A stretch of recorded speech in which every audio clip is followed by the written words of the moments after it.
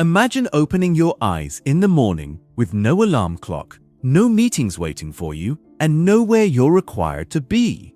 You sit up, stretch, and ask yourself a simple question. What do I feel like doing today? For almost all of human existence, that wasn't a fantasy. It was reality. For roughly 300,000 years, nearly every human being started their day exactly that way. And the answer to that question looked nothing like the life most of us live now. The average person today will spend around 90,000 hours working during their lifetime. That's nearly 1/3 of your waking life devoted to a job. But for the vast majority of human history, jobs didn't exist. There were no employers. No salaries, no offices, no promotions, no resumes, no concept of a career. So what were people actually doing with their days? Let's begin with the evidence. In 1963, anthropologist Richard Lee carried out a study that challenged many assumptions about prehistoric life. He observed the hoansi people of Botswana, one of the last communities living in a way that closely resembles humanity's pre-agricultural past. What he discovered surprised everyone. Adults spent only about 2.5 days each week obtaining food. That's approximately 17 hours. The rest of their time was largely their own. And this wasn't an isolated case. Researchers studying the Hadza of Tanzania, the Aceh of Paraguay, and the Matu of Australia found remarkably similar patterns. Different continents, different environments, different cultures, yet the results were almost identical. Most survival-related activities required only 15 to 20 hours per week. For comparison, many people today work twice that amount before reaching Thursday. At this point, you might be wondering, those are modern hunter-gatherers. How can we know ancient humans lived similarly? The answer lies in the skeletons they left behind. When archaeologists compare the remains of hunter-gatherers with those of the first farming populations, the contrast is striking. Early farmers were generally shorter. Their bones often show signs of poor nutrition. Their teeth were damaged by diets heavily dependent on grains. Their spines reveal evidence of repetitive strain and chronic labor. And their life expectancy was often lower. Hunter-gatherers, by contrast, tended to be taller, stronger, and healthier. Their teeth were in better condition. Their joints showed less wear. Their bodies tell a clear story. They weren't working harder than farmers. In many ways, they were working less. But perhaps the most compelling evidence comes from something that shouldn't exist if survival consumed every waking moment: art. In 1994, explorers entered Chauvet Cave in southern France and discovered paintings created around 30,000 years ago. Inside were stunning images of horses, lions, and rhinoceroses, rendered with movement, depth, and remarkable technical skill. These were not crude markings. They were masterpieces. Someone spent countless hours deep inside a cave, illuminated only by firelight, carefully creating those images, not to find food, not to build shelter, not to avoid danger, simply to create something meaningful. At Blombos Cave in South Africa, archaeologists uncovered shell beads approximately 100,000 years old. Tiny holes had been drilled through each shell so they could be worn as ornaments. The nearest coast was nearly 20 kilometers away. Someone made a 40-kilometer round trip just to gather shells, then spent additional hours shaping them into jewelry, not because they needed to, because they wanted to. Then, in Germany, researchers discovered a flute carved from the wing bone of a vulture, dating back roughly 40,000 years.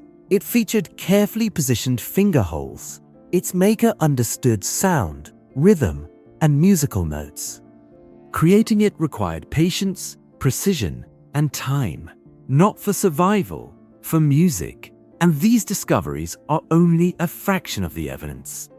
Across Africa, Europe, and Asia, archaeological sites contain decorative objects, intricate carvings, elaborate tools, and countless items that serve no immediate practical purpose.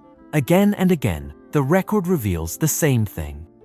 When people weren't finding food, they were creating, they were decorating, they were telling stories, they were making beauty. So what might an ordinary day have looked like? Picture waking up at sunrise. The embers from the previous night's fire still glow softly. Someone adds fresh wood.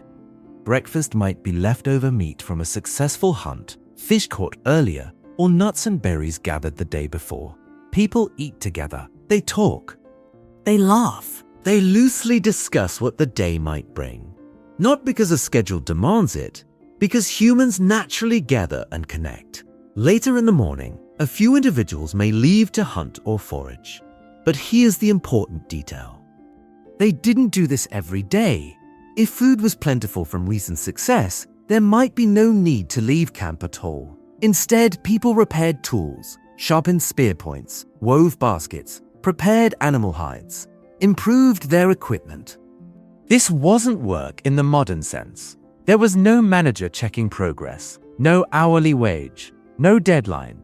Skill mattered because competence mattered. Creating useful things well brought respect and satisfaction. And if a hunt did occur, it often looked very different from the dramatic scenes shown in movies.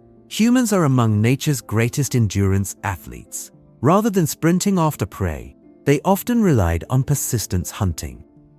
They tracked animals over long distances at a steady pace until exhaustion and overheating finally slowed the animal down. Our ability to sweat efficiently and regulate body temperature gives us a unique advantage. Most animals can't run for hours the way humans can. A hunt might last several hours, including tracking in travel. Then the animal would be brought back, prepared, and shared. Everyone ate. And by early afternoon, much of the essential work was finished. What happened next is the part modern people often struggle to understand. Nothing and everything. People rested. They sat together in the shade. They played with children. They groomed one another. They exchanged stories. They crafted ornaments from shells, bones, and teeth. They carved patterns into wood and stone. They laughed. They napped. Anthropologist James Suzman observed that among the duo hoansi, adults often spent around 6 hours each day simply engaging with other people. Not working, not sleeping, just socializing, talking, listening, sharing experiences. Because in a world without contracts, banks, governments, or insurance policies, relationships were everything. Your survival depended on your community. If others trusted you, helped you, and valued your company, you were secure. If they didn't, life became much harder. So people invested enormous amounts of energy into maintaining social bonds. Not because it increased productivity, because it increased belonging. As evening arrived, something interesting happened. Anthropologist Polly Wisner studied hundreds of hours of conversations among the duo hoansi. During daylight hours, discussions were mostly practical. Where were animal tracks found? Which plants were ready to harvest? Who needed help? Who wasn't sharing fairly? But after sunset, everything changed. Around the fire, conversations shifted dramatically. Nearly 81% focused on stories, myths, legends, humor, ancestors, dreams, adventures, questions about the world. Ideas that extended far beyond immediate survival. Wisner suggested that these nighttime gatherings may have been the birthplace of culture itself. Religion, history, imagination, identity, all emerging from long evenings spent talking beneath the stars. Even sleep looked different. Historical accounts and modern sleep research suggest that before artificial lighting, humans often slept in 2 separate phases. A first sleep lasting around 4 hours, then a quiet waking period during the night, then a second sleep lasting several more hours until dawn. What many people now call insomnia may once have been completely normal. So if we piece it all together, a typical day might have looked something like this. 4 to 6 hours gathering food, hunting, or making tools. Several hours socializing, playing, storytelling, and strengthening relationships. Around 8 hours of sleep, divided into 2 phases, and everything else spent resting, observing, wondering, thinking, creating, or simply existing. No pressure to constantly optimize every moment. No need to justify your worth through endless productivity. Then, around 10,000 years ago, everything changed. In the Fertile Crescent, humans began planting crops and domesticating animals. Agriculture arrived. And with it came a transformation that would reshape human life forever. Farming could feed more people. More people required more food. More food demanded more farming. The cycle fed itself. Within a few generations, populations expanded dramatically. And once that happened, returning to a hunter-gatherer lifestyle became nearly impossible. There was simply too many people. Agriculture required constant labor, plowing, planting, weeding, harvesting, storage, protection from pests and raiders. The archaeological evidence is clear. The first farmers generally worked harder, consumed less varied diets, and experienced poorer health than many hunter-gatherers before them. Yet populations continued growing, and larger populations created specialization. Some people became potters, others became metalworkers, builders, merchants, priests, administrators, soldiers. Eventually, entire societies emerged where people exchanged their time for resources, the earliest foundations of what we now call jobs. As cities expanded, the old way of life faded. Schedules replaced spontaneity. Obligations replaced freedom. Work became the center of daily existence. Today, most people spend tens of thousands of hours laboring within systems that require constant productivity. Your ancestors often spent far less. You sleep in one uninterrupted block and worry when you wake in the middle of the night. They often expected it. You struggle to find time for creativity after work. They created because time was available. You chase success, status, and achievement according to standards defined by society. They woke up each morning already possessing what many people spend their lives pursuing: enough food, strong relationships, a sense of belonging, a sense of purpose, freedom.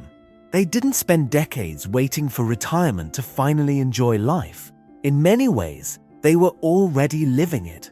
We're still human. Our brains are largely the same. Our instincts are the same. Our need for connection, creativity, and meaning is the same. But our daily lives have become so different from those of our ancestors that the contrast feels almost unimaginable. Over thousands of years, we exchanged freedom for security, leisure for growth, time for productivity, and in the process, we built the modern world.